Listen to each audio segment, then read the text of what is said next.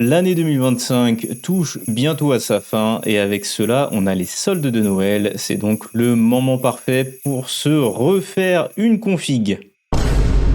Ah! Bon bah au moins le prix des jeux n'a pas trop bougé ces dernières années, non?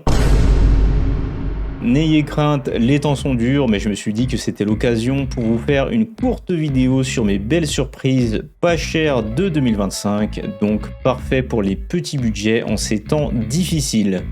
Escape from the Cove, j'en avais parlé sur ma vidéo sur les extraction shooters PvE et après 40 heures supplémentaires passées dessus, je ne peux que chaudement vous le recommander. Certains auront peut-être le réflexe d'ignorer le jeu à cause du nom ou de l'apparence en pensant que c'est un jeu parodique fait pour surfer sur une vague, mais détrompez-vous.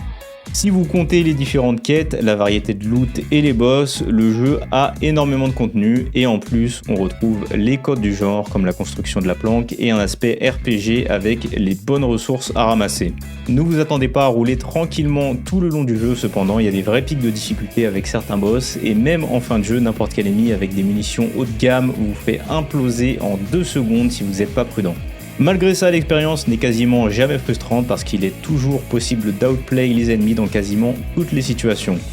Personnellement, je joue en extrême qui est la difficulté qui vous fait perdre votre stuff à la mort à la manière d'un Tarkov et c'est ce que je vous conseille, le jeu est très bien équilibré pour ce mode, contrairement à Zero Sievert.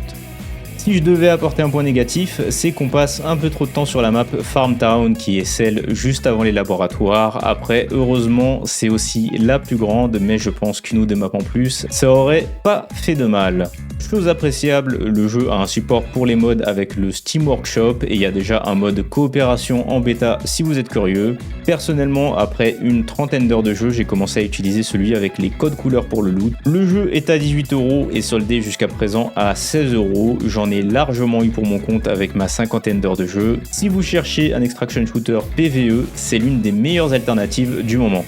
Ensuite, on a Rematch, jeu multijoueur foot orienté très arcade, pas de faute, pas d'arbitre et quasi zéro temps mort. Je suis pas du tout, mais alors pas du tout fan de foot, mais c'est pas nécessaire pour apprécier le jeu. J'ai même observé le cas contraire où des joueurs de FIFA se plaignaient que c'était pas du vrai foot.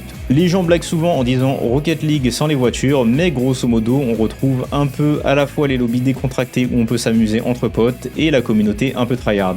L'open beta gratuite avait eu pas mal de succès, mais la sortie du jeu a été assez compliquée et surtout beaucoup de gens s'attendaient à un jeu free-to-play, surtout avec la présence d'un Battle Pass, mais ça n'a finalement pas été le cas. Ce qui a fait beaucoup de mal au jeu, c'est une sortie avec beaucoup de bugs et surtout certains d'entre eux un peu critiques vu que ça touchait aux animations et les développeurs n'étaient pas assez réactifs. Dans un jeu où il faut lire les mouvements de l'adversaire pour défendre et attaquer, vous imaginez bien que c'est un peu problématique. Dans Rocket League, c'est simple, la balle c'est un objet physique, donc on tape dedans et paf, ça fait des chocs à pic. Sur Rematch, il y a des histoires d'animation, de priorité qui rendent parfois l'expérience assez aléatoire. Et surtout, qui fait que des personnes exploitent tout ça à leur avantage, par exemple le jonglage en série qui est beaucoup trop fort et qui vous donne tout le temps la priorité.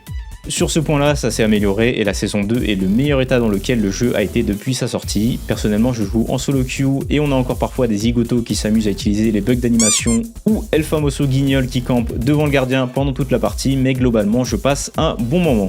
Les points forts du jeu, c'est la facilité avec laquelle on peut faire de belles actions et la satisfaction du jeu d'équipe. Malheureusement, il y a aussi des parties très frustrantes en raison des problèmes que j'ai évoqués. Je pense que le meilleur moyen pour profiter du jeu, c'est de faire des lobbies privés entre potes, mais encore faut-il trouver assez de participants. Le minimum, c'est du 3v3, donc 5 personnes supplémentaires à trouver. L'année 2026 va être déterminante pour le jeu, il y a un noyau dur de joueurs et maintenant du crossplay, mais est-ce que les développeurs vont réussir à revitaliser le jeu ?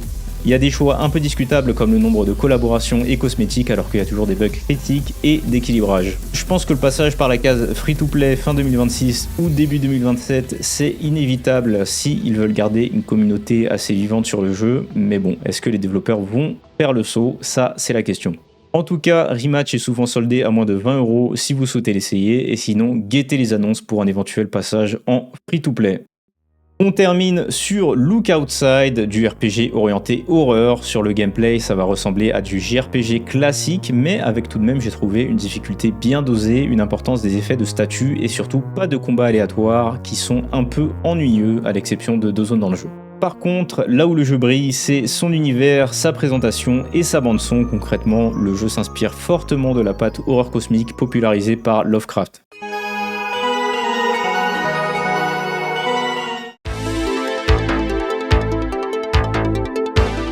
Vous vous réveillez un jour dans votre appartement et pour une raison inconnue, toute personne ayant regardé ou regardant dehors se retrouve instantanément transformée en monstre. L'intégralité de l'action se passe dans votre immeuble et ses souterrains et votre appartement est une zone sûre dans laquelle vous pouvez vous reposer, interagir avec vos compagnons ou recevoir la visite d'inconnus.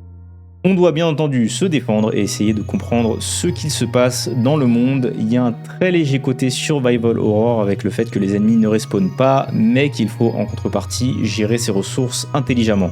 Il n'y a pas de grind ou de farm, donc on doit simplement progresser dans notre immeuble en combattant, discutant et en résolvant des énigmes.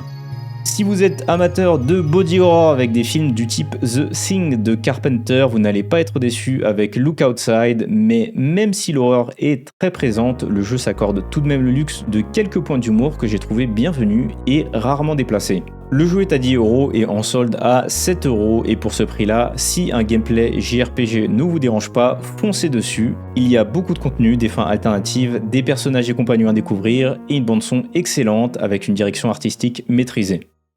J'aurais pu parler d'autres bonnes surprises comme par exemple Survivalist Invisible Strain, régulièrement en solde à moins de 10€. C'est un RPG jeu de survie dans une apocalypse zombie dans lequel vous construisez une communauté un peu à la manière d'un State of Decay, mais avec des relations entre les PNJ et un système de construction de base plus approfondi.